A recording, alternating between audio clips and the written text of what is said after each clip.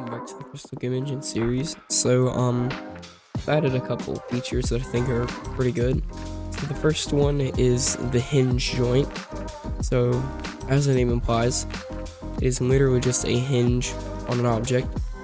I've put a little hinge holder here, and you can see with the outline, it doesn't have a render, it's just a static rigid body with a hinge joint on it, and it's attached to this thing, so it will spin this thing. There's a bunch of different options, like, it's similar to the distance joint in the way that the UI works, so like the attached rigid body and stuff, and then bodies collide, enable motor, enable limits, so you can like limit how much angle there is. You can offset it and stuff, so I'll show a couple of these off. Then it's hard to read because the a bit too wide there, but max motor torque. So like if you turn on physics simulation mode, you can see no, this is not a script, it actually does move, so it's pretty cool. If I turn this on though, you can see that it'll start spinning, and then if I don't really touch it for a little while, it'll start going pretty fast, but you can hit it or kind of push it, and it has like a max torque, but I can also like hit it like that and kind of, slow it down or whatever. But that's pretty cool, very useful for some things. And then a big one in my opinion is the correct Visual Studio, not crashing when the scripts reload during runtime, because it gets really annoying when you're like, oh, just pretend 2 monitors or whatever, but over here editing your project, working on something, like if I can get these windows to cooperate, like over here working on something, and then you're in the middle of like running this and just forget to stop it by accident, which I've done before, and then you're messing with this, bool use, I don't know, like, point is you're messing around with stuff and you press Control B, oh no, and then it would crash. But I just made it stop, because even if you did reload the scripts during runtime, which, even if you did do it, it would either crash if you didn't have it set up correctly, but it would also just be, like, it's sort of like hot reload on this, like on C++, like, some things I can change, but, like, if I start really messing with stuff, like if I don't know, you can try and hot reload this.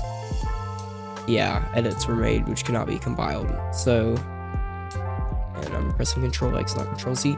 But yeah, that's pretty much, it's like very limited on what you can do. So I ended up just making it so that it would stop, and then if you try to like do this and then manually recompile scripts, it will just give you a warning. So, yeah, and then it will recompile them. So just queues it. But if it automatically recompiles, it will just, do this or whatever, and then the clear. I've also added a couple of settings in preferences, so you'll notice a new display option. And when we add Vulkan, it will be under rendering, render API, and then, so currently it's OpenGL. A couple other things though, if you're on a laptop, this would probably been killing your battery if you tried this. So I added use VSync, and the way that you can tell if this works or not, if you play the scene, you can notice that when I pause it, it like basically doesn't even move at all because I'm really high frames right now. You can see it like barely moves, but if I turn on VSync, it moves quite a lot, as you can see. So yeah, now it's just matched with my display, which is 170 hertz. The line thickness, so like if you hover over this, these are drawn with lines, so you can see I can increase it to the max amount, which is 10. You can just turn these down 3, and then I need to add an option to turn this off, because sometimes I could see how this would get annoying if you don't want to have this. I mean, you could just literally just set the alpha to 0, but you know, I mean, this works. I need to add custom font loading, probably, maybe a like resizable. The letters are just really small. I tried to resize this, but it would not. It was like the UI is way too big. Although I probably still should add the bigger font sizing, so like you can do stuff like that. Yeah, and then the physics guiders. This has always been there if you didn't know, but you can just show these, and then yeah, I mean you can depending on if it's a sphere. There was an issue though where the box glider was actually not being used, so it wouldn't apply. But yeah, you can see it obviously works now. So that is pretty much it. Well, except I was gonna show off these probably, I guess. Body squad not gonna do anything because this does not have a box glider, and I don't like in this situation. It's not really useful to do that. The limit though I can show off. We can do maximum angle, like we can do like 120, and then the minimum angle we can do like 5, and then test this. Yep, and it's locked in now, probably because of the motor. Okay, so after screwing around for a while, I figured out the issue is because I was not assigning it. I just had forgotten to assign it. So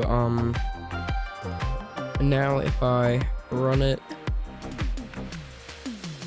and then go on my player, increase the speed to a pretty high value, as you can see it goes pretty dang fast now, and then just smash into that, it will rotate to its limit, which is 40. It's 45 and negative 45. So I can also push this back, as you can see.